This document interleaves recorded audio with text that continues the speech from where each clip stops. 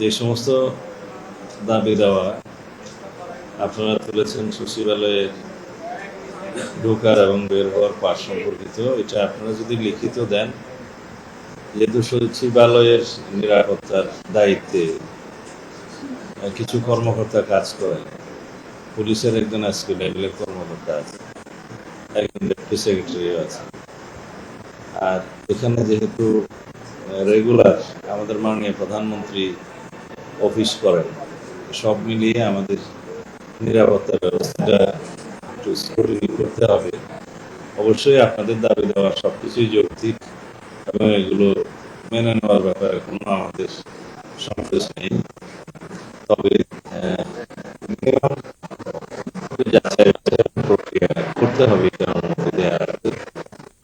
আমি লিখিত পেলে সেটা স্বরাষ্ট্র মন্ত্রণালয়ের সংশ্লিষ্ট শাখা এবং যারা সচিবালয়ের নিরাপত্তার দায়িত্বে কর্মকর্তা আছেন তাদের সাথে আলোচনা করে আশা করি একটা সমাধানে আসতে পারবো। বড় কোনো বিষয় না।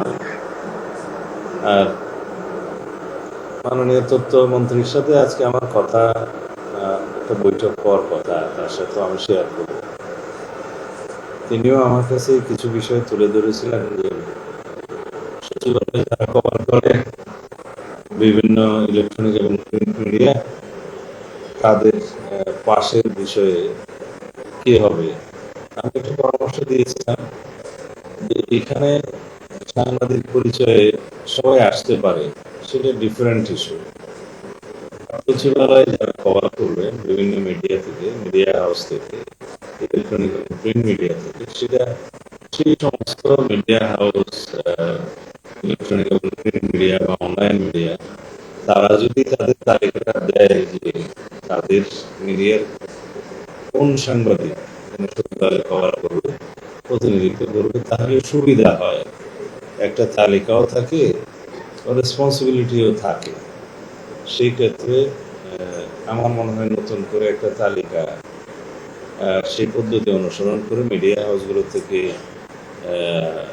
তাদের নাম নেওয়া যায়, আহ্বান করা যায়। সেটা সবচাইতে আমার মনে হয় বিশুদ্ধ পদ্ধতি হবে। কোন মিডিয়া হাউস কাকে সচিবালয় কভার করার জন্য বা কাদেরকে সচিবালয় কভার করার জন্য দায়িত্ব দিয়ে থাকে, সেটা তাদের নিজস্ব ব্যাপার। আমরা তো শুধু নিরাপত্তা পাশ ইস্যু করার বিষয়।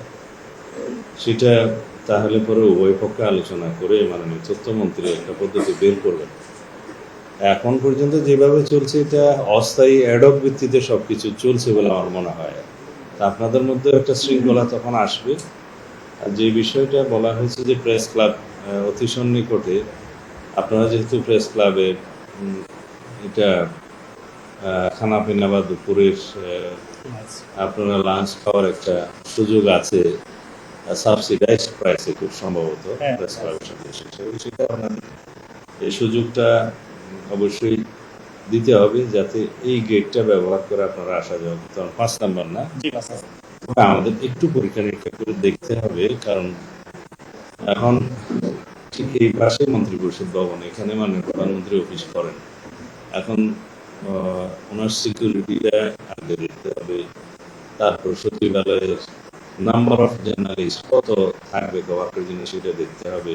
এগুলো সবই আপনাদের সুবিধার্থে, যাতে এখন যে পরিমাণে আমাদের সাংবাদিক বন্ধুরা সচিবালয়ে কভার করতে আসেন তাদের মধ্যেও একটা শৃঙ্খলা আসবে, মিডিয়া হাউসগুলোর একটা রেসপন্সিবিলিটি আসবে, যাতে যে কোনো ধরনের কোয়ারির জন্য আমরা সেটা সংশ্লিষ্ট মিডিয়া হাউসকে জিজ্ঞেস করতে পারবো। একটা ডিসিপ্লিনের মধ্যে আসবে। আশা করি আপনারা লিখিতভাবে দেখে আমি খুব শীঘ্রই তথ্যমন্ত্রী মহোদয়ের সাথে আলাপ করবো। আর